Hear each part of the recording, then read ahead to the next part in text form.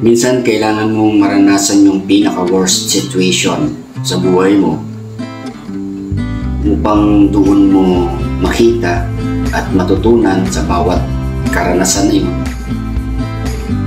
tungo sa pinaka-best situation na gugustuhin mo. Ang pinakamahalaga lang ay magtuloy-tuloy ka lang sa araw-araw. Simulan mo kung nasan ka, gamitin mo kung anong meron ka. Basta ang mahalaga, wag na wag kang susuko sa bawat hamon ng buhay. Dahil alam mo, may Diyos ka na handang gumabay sa buhay mo.